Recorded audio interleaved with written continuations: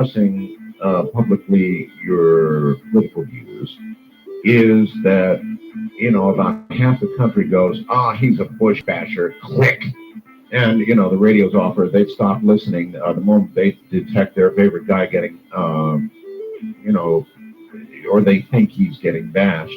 If there was some way, Richard, to separate the politics from just the cold, hard facts of energy, diminishing energy availability, and ultimately a crisis and what's coming. I mean, all of that is just a fact that's ahead of us, Richard. And but you can't you can't take it away from politics, can you? No, you really can't. I mean, it is a fact. Oil is finite. It is a fact that we've already used most of it up, and that it's become very dear. It is a fact that burning coal in our power plants is the number one air polluter in America. These are all facts. The politics is intrinsically tied into it. Yes, it's interwoven into it. It's the reason why we're not doing something else. It's a reason why the oil industry gets $1.8 billion a year in subsidies, but there's only $24 million allocated for renewable energy. That's incredible.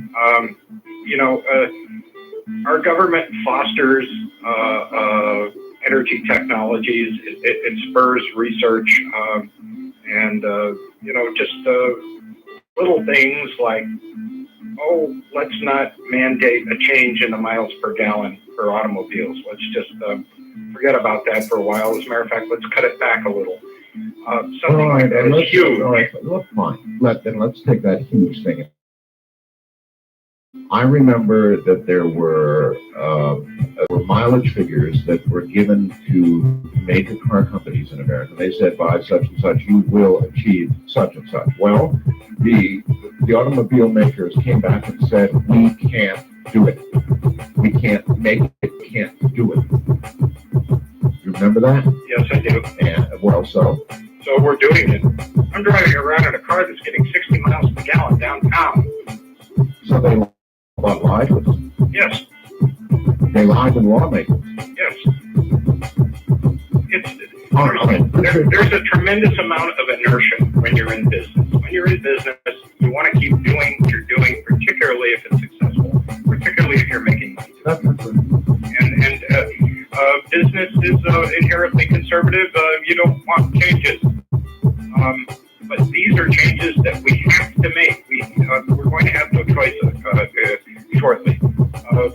Probably within my lifetime and probably within yours, and definitely within our children's lifetime. Big difference there, Richard. Big difference. I mean, really big difference. If I think it's during my lifetime, in fact, if I think it's in the next few years, I'm going to get off my butt and I'm going to start doing all kinds of things. If I think, well, I'm being really honest here, and I think I'm representing a lot of American people. If I think it's my children or my children's children, that's their difficult. I won't be around. Yep. That's an attitude. It definitely is. All right, we need a lot of people want to talk to you, so let's see what they've got on their mind. First time caller line, you're on the air with Richard Perez. Hello. Hello. Hi. What is your name and where are you? Hi. Sienna. So it's Spring, Maryland. Okay, Ian. Welcome. What's your question? Okay. Now, realistically speaking for myself and probably a few other people at this time and in the foreseeable future, I live in an apartment, so I've been thinking about this as I've been listening. So one thing that occurs to me is that I don't know, what option is there? That's the question. I was thinking some kind of big wind-up kind of thing that is something like that available? Is there a solar option for someone like myself? All right, that's a super question, actually. All right, Richard, he represents millions of Americans. He lives in an apartment. So what can he do? What should he do? Well, the first thing is all the energy efficient appliances, for example, lighting. For example, save energy by not using it. And I'm not talking doing without, I'm just talking doing whatever you're doing efficiently. For example, television sets, VCRs, microwave ovens, sit around and suck up power 24/7. Put them on a plug strip and shut them off when you're not using them. Things such as that. You can go one step further. We ran an article in Home Power about folks who lived in an apartment. They put 2 modules off the balcony out into the sun, put in a small utility intertie inverter plug. There you go. They're not making a lot of power, just a few hundred watts, but they're making something.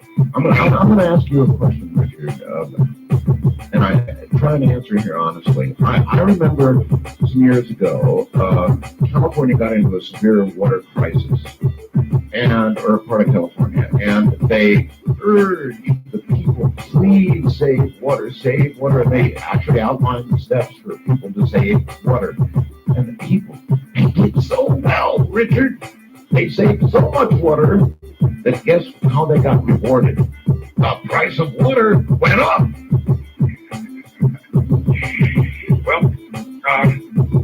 Well, couldn't that happen with electricity? I mean, if people start saving, yeah. then the companies are making less money, and could the end result of their efforts be to have their bills raised for that reason? The price of electricity is going up one way or another, all right? Self-interest here, I've been paying an electric bill 34 years. That's pretty good, yeah. All right, so there you go. As more and more people get solar electric systems and as they become grid intertied, those without solar electric systems are going to see a raise in the price of power. It's just inevitable because they're going to be making less of it and they're going to be brokering it. The good news is that a lot of what the utilities are going to be brokering is your neighbor's solar. This is a transition phase. I mean, we're to look at this as if we're going to convert everything next year or even in the next decade is ridiculous. This is going to be a gradual change that's going to happen over many decades, and we basically don't have any choice. We're going to have to do this one way or another. All right, here's Garrett, and you can tell he's a member of the other crowd, Richard, from Ball of Washington. He says, these people, that would be you, Richard, these people don't seem to want to acknowledge the danger of 6 to 10 year lifespans and batteries and the environmental impact of the disposal of those batteries. I mean, what's up with that? That's more harmful and dangerous to the environment than what we got now. That's horsepucky. There is no industry in America. To begin with, the lifetime isn't 6 to 7 years. It's more on the order of 15 to 20. And there is no industry in America that has a better recycling history than the lead-acid battery industry. Chances are the battery in your car has been in 3 or 4 other cars before you got it, the lead in that battery. The lead-acid battery industry has a much better recycling history than aluminum, glass, or any other consumer-type product. And if you go into a utility intertie situation where you're selling your solar back to the grid, you don't even have to have batteries. These are batteryless systems. Pretty good answer for Garrett. All right, Wildcard Line, you're on the air with Richard Perez. Hello. Hello? Is this me? Well, only you know that for certain. Like you, yes. Alrighty. My name's Linda. I live in California, but I'm in Boulder City, Nevada right now, and I listened to you folks the last hour and it was all static. But it was so important and so interesting. I was glued to the radio. And I used to listen to you all the time a couple of years ago, but I wasn't able to get you anymore in Long Beach. So I need to know your radio station. I need to know the phone number so I can get that recording. There's like 500 and something radio stations, man. You have to pick one out. Do you have a question for my guest? I do. I have a camper trailer that I'd like to use some of your systems on when I'm camping. And I'd also like to find out who I can call. I have a house in Boulder City, and my son's electric bill is like sometimes $225 a month. Yeah, see, that gets your attention. It's got my attention because I can't afford both houses and help him out with the electric bill because I'm a widow. And I've got so many questions out. Okay, well, all right. Well, get a copy of the program is what I would recommend to you first. Now, with respect to the camping question, that's a pretty good one, Richard. What do people build campers and that kind of thing do? No, that's a simple job. They've got a battery already. Sometimes they have a generator in them. Modern RVs and campers are coming with solar equipped right on the roof of the factory these days. It's easy to retrofit 1 or 2 or 3 or 4 modules onto the roof, put them into the battery, put an inverter in there, kiss your generator goodbye. It's the truth, folks. I did it. When I bought my RV years ago, first thing I did was put 500 watts of solar on the roof. And oh boy, that goes a long way, doesn't it, Richard? It goes a long way. One of the RV stories that we wrote up in Home Power, this fellow went crazy. He's got over 17 modules on the roof of his RV. When he pulls into the house, what he does is extension cord from the RV, plugs it into the house, and runs his house off his RV. Now, in terms of your electric bill, that's incredibly high, Linda. So what you need to do is investigate your consumption. Something there is using a whole lot more power than it should be. Now, there's a question within a question, Richard. Fine.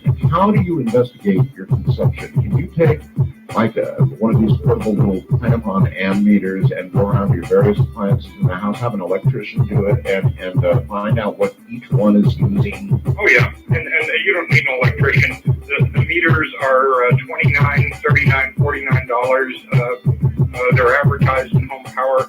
You just plug it into the wall socket, plug the appliance in, leave it run a few days. It'll tell you how many kilowatt hours it's using. Oh. It'll tell you instantaneous consumption. It's just a ticket for things like refrigerators, water heaters, and things that operate intermittently. But investigate that in your local renewable energy dealer, and there are thousands of them around the nation at this point. You can find out about them on Home Power's website. There's a searchable database on there. All right, let's tell people how. Let's tell them how to get the magazine, Richard. Okay, you can get first place to get it is on the web. If you've got access to the web, you can go to our website and you can download for free our entire current issue, cover to cover. Really? Yes, the entire magazine. Wow. For free. And it's www.homepower.com. How are you going to ever make a living with it? Believe me, we're surviving. We're not in this to get rich. There's only 14 of us working on the company, and everybody is paid enough to get by, and we're happy with that. So we're giving it away on the web, and we've been doing this for the last 6 years. So it's not a new thing. Now, if you want it via paper, subscription or something, you can call our number on Monday, and that's 800-707-6585, 800-707-6585, and we can fix you up with a subscription via paper. All right, that's 1-800-707-6585. That's right. And a subscription, how much? $22.50 a year, and that'll buy you 6 issues monthly, and we're now in our 60th year of publication. All right. Why, Richard, is the RV world so far ahead of the housing world in terms of alternative power and so forth? Well, I mean, they're miles ahead. Yeah, because they're not tied down to an electric line all the time. You're often in a place where it is inconvenient or impossible to plug in. So you're in the same situation that I am at home. You're home.